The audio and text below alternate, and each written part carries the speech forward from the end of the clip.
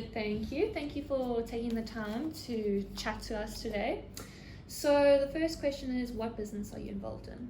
Okay, I'm in architecture, so we work with design and build residential buildings, but our focus is mainly on the technical solutions of the building.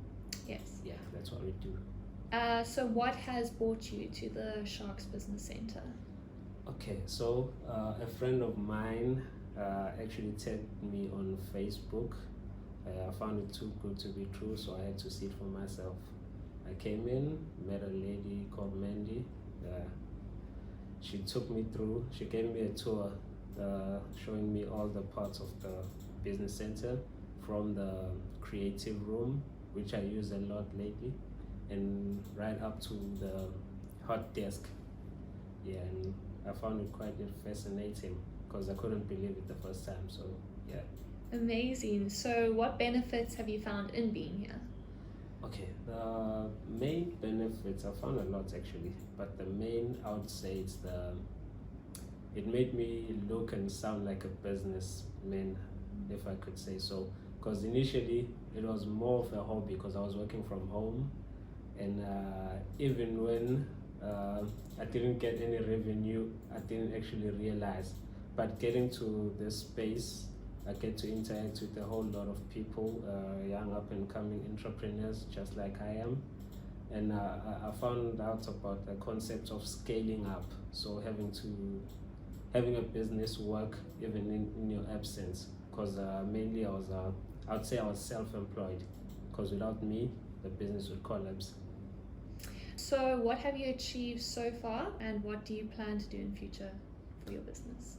Okay, so far I've learned a lot with the business side of architecture, because previously I had focused on the skill of getting the job done.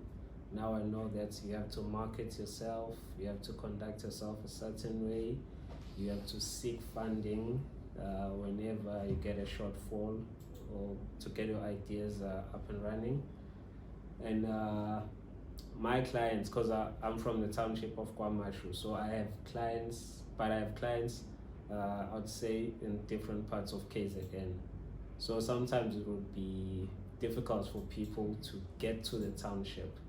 But now things are different because I get to meet them here and look and sound professional to them. Because the main problem I had before was that it was hard to explain people the kind of fees we charge, judging from the image I portrayed before. But now I look and sound like a businessman. I see. So what's the greatest challenge or challenges you face as an entrepreneur, would you say? Okay, the greatest challenge, firstly, it was the tax, the SARS tax returns. I was very terrible at that because in fact I knew nothing about it. The last time I'd spoken to the agents was when I registered the business for compliance. So that was the first one. And the second is access to funding, because sometimes our projects get held up because we work with individual clients. Because the more time we lose money. So for every day that's wasted, we actually lose money.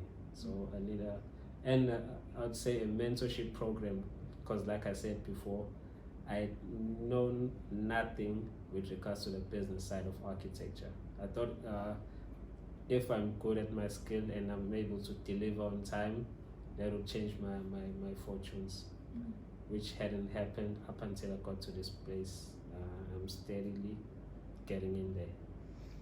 So where do you see yourself needing the most help as an entrepreneur? Would you say in that field, or? Okay, where I need assistance, I'd say it's a mentorship program mostly.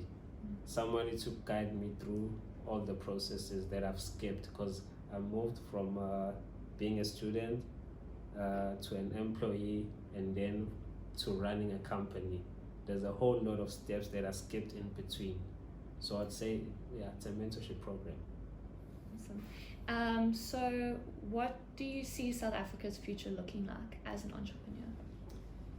As an entrepreneur, I see South Africa's future promising, in a sense that if we look at what's happening from the government level, the government actually needs entrepreneurs to fill in the gap of youth unemployment. And we have to be realistic. The government has to go through certain programs in order to get to fill in that gap. So we have another problem of lack of skills. So entrepreneurs are able to assist the government in that sense. Yeah, that's what I say. And then my final question to you is, what quote motivates you?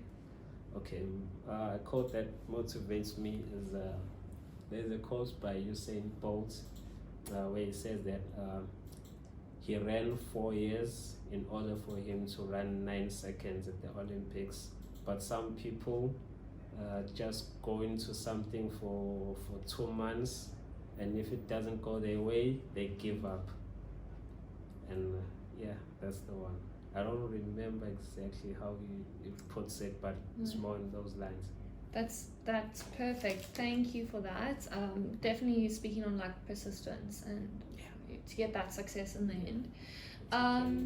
Yeah, so thank you so much for chatting with us, and thank you so much for your time. We really do appreciate it. Thank you for having me.